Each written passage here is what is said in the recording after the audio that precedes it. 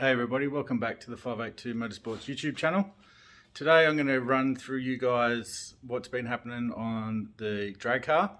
It has been progressing slowly. Unfortunately, this time of year, being a marine mechanic, everybody wants their boats for summer and Christmas, so work's kind of been taken a priority.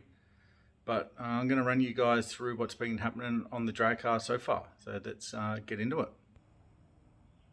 Up front, I've had a fuel tank custom made. It's made out of 2mm or 2.5mm marine grade aluminium.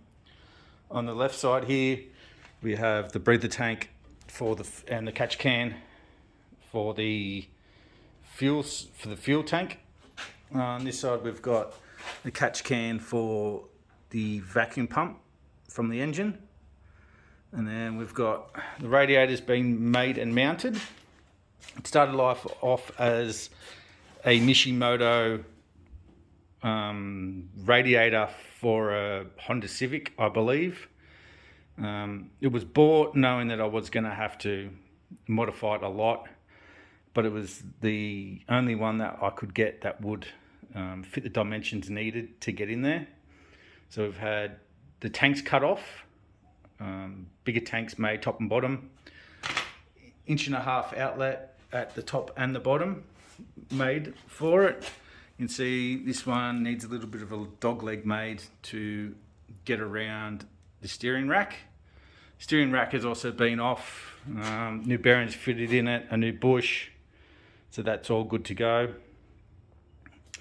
The steering arms and suspension have been off. All the bearings, the bottom bearing has been replaced, they were all seized. The heim joints have been checked and they're all good, so they've just gone back on. The strange struts have been off and apart, and new wheel bearings, seals and all greased back on. The bearing in here has been re-greased. The strut is alright. The shocks inside will need to be replaced. They're not working as they should. They're kind of stuck and slow to respond, so they're just back on at the moment. I will chase up new shocks and they will get put on there as well. The brakes have all been apart and rebuilt with new seals and brake pads on both sides. The engine plate is in the process of getting made. For you guys in Australia who follow drag racing, especially Super Sedan, you may know the name of Jim De Niro. So he's been down here doing a lot of all the fab work for it. He's got the engine sitting where it should be. The engine and box that I was told it was set up for was a small block Chev and a Power Glide. The car has been through a few hands since it has been made, and we found out that it didn't sit in there quite right, so we've had to modify a little bit of it. The Power Glide that I've got for it, it bolted in, but it didn't sit right, so I don't know what's been done since it being made and then me purchasing it, because the Power Glide did bolt in, but we had a huge gap at the bottom of the Power Glide. So we've decided to modify it, and we end up having to change the rear gearbox crossmember mount to make it fit and to get the angle right. So we've decided, and you couldn't get the gearbox out really without bringing it out through the door and the side of the car. So we've cut the original mount off and we're making a new one that will unbolt, and we'll be able to then drop the gearbox down through the bottom of the car instead of pulling it out through the door all the time. We've also added some bar work here to make the car a little bit stronger and hold the engine up. Just, the car being set up for a small block, we were concerned about the weight, so we've decided to add a couple of bars here, just to make it stronger and just hold the engine up a little bit better. Back up the front, we were toying about removing these bars because that's where the small block would originally mount to, but we decided to keep them in case I ever want to sell the car. It will then be set up both for big block and small block, and plus it just adds a bit more strength to the car. So we're going to run another bar at the front here down to the main rail, and then the engine will bolt to those front the front bars. Okay, so over here on the workbench, this is the original electronic panel that was in the car. It was drilled for some other stuff. I've just had a cover plate made for the front of it instead of trying to get it all bent up again. So we've got relays up the top here. We'll zoom in. Relays up the top here. Fuel pump, water pump, trans fan. I will run an automatic fan plus a manual override for it, and same as the radiator fan. That will be have like a temperature control in it, but I'll also be able to manually override the fan. We got the ice ignition all set up here, and then a fuse block. So this will go in on the right side of the car, which normally in a normal Australian car is the driver's side. So it will sit we'll zoom out, just here. So it'll be all easy accessible. Being a full chassis car, they have converted it to left-hand drive. So yeah, it will be on the right side of the car here. Yeah, so that's where the car is up to at the moment. Hopefully over the Christmas holidays I can get stuck into it and get a bit more done. Jim has a little bit more work to do. He's got to add the bars in for the front for the engine plate, that kind of stuff. So he'll be doing that this week.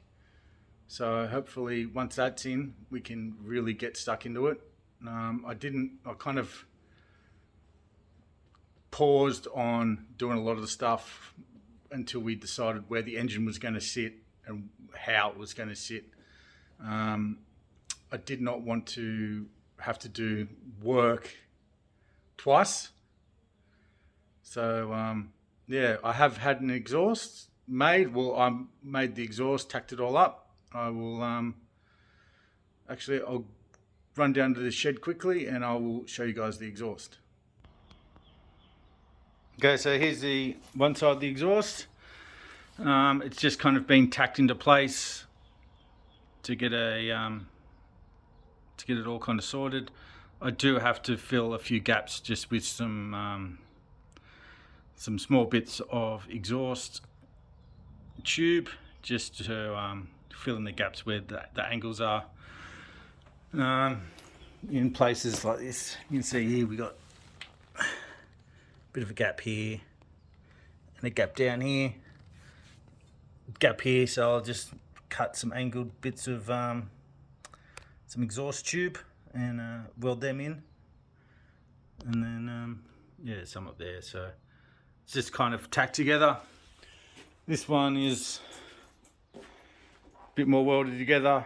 We've just been grinding some welds back to make them look nice and pretty when they're on the car. Once they're all done, I will then get them ceramic coated. So they started off, I did buy another set. I bought a set of pipes off another big block full chassis car. Got them for quite cheap, hoping they would fit. They didn't quite fit.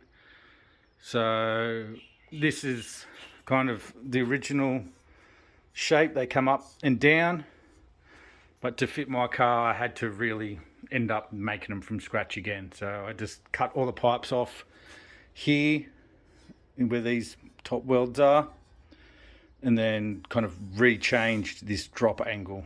So it wasn't as straightforward as I thought. I was hoping they were just going to bolt straight on, but they didn't. But they turned out all right.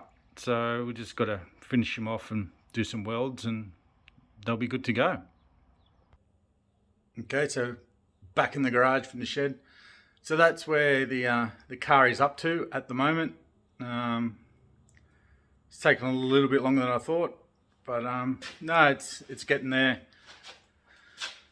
I did have to have the car pre-tech inspected from when I bought it, because over here we had IHRA and ANDRA as two controlling bodies, and the local track that was close to me was a IHRA sanctioned track. Now it's being changed back to ANDRA, so I had to get it what they call pre-tech inspection. I'm going to change a few little things, but it's nothing major. It's more just a pain in the bum, to be honest. These sanctioned bodies can't get their act together and do what's best for the sport. But yeah, so that's where we're at. Do the good thing and share and like, subscribe. If you guys have any comments or questions or anything, drop me a comment in the comments and I will get back to you guys. So have a good one. Thanks, guys.